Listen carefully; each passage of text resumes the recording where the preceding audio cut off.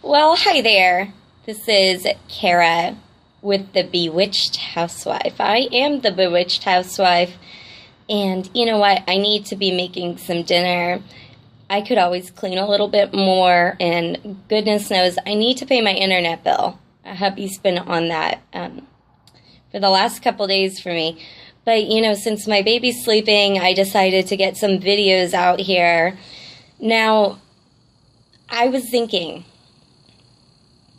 what happens when you're the only, let's say, pagan in your family, or the only one on the super weird mystical path? You're not straight up Hindu, you're not straight up Catholic, you're not straight up anything that they can easily point to. How do you manage being authentic, but at the same time, give them and give yourself the wiggle room in your journey of discovery? And I would say, in my experience, first, we have to look into history, and you have to give yourself a break. I love Ancestry.com. I love to go on there and research about my ancestors, who they allegedly are. And I found that one of my ancestors worked for one of the King Henrys, and he went against something that King Henry wanted. King Henry said, we need to create the Church of England throughout England, obviously. And my ancestor was like, hey, wait, hold up, I'm really not cool with this. He ended up being hung on market day, and his body was in the market for 7 days. So talk about public shame, talk about persecution, talk about working for the wrong employer. And I have always dealt with feelings of persecution inside myself.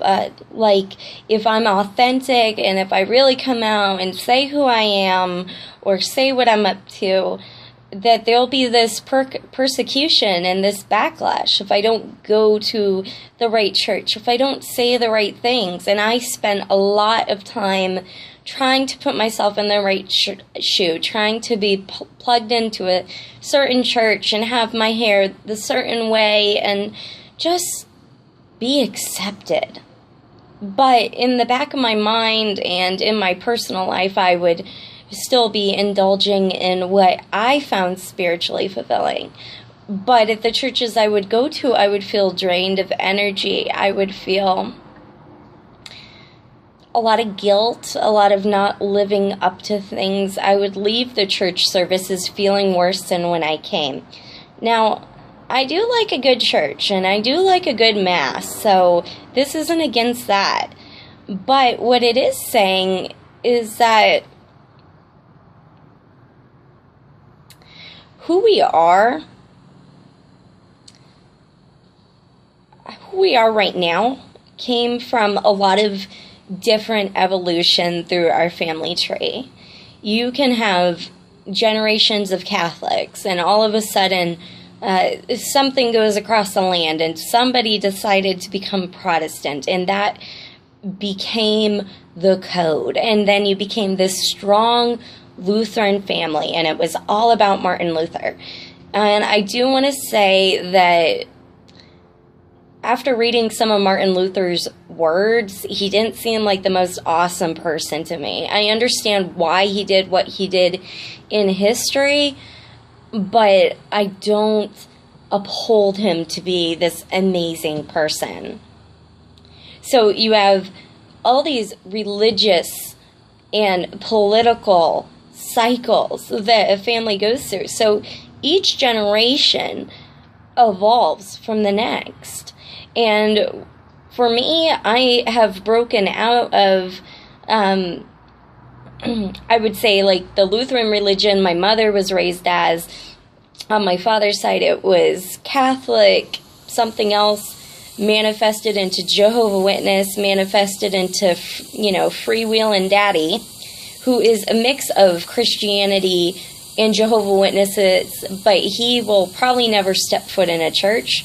My mother was a big free spirit, but she held on to a lot of guilt and a lot of the pain from, well, I can't just say from religion, but I will say that she did have a lot of guilt. And when I was a kid, I thought of God, as being like this all-loving, cool being, and Jesus this all-loving, cool being.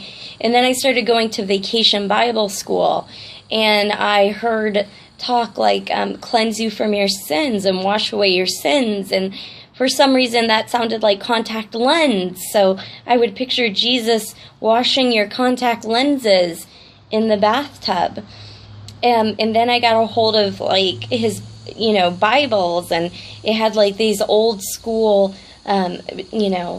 illustrations of God. They were probably from Michelangelo or somebody trying to be like Michelangelo, where God was this huge, stern figure in the sky with a scowl on his face.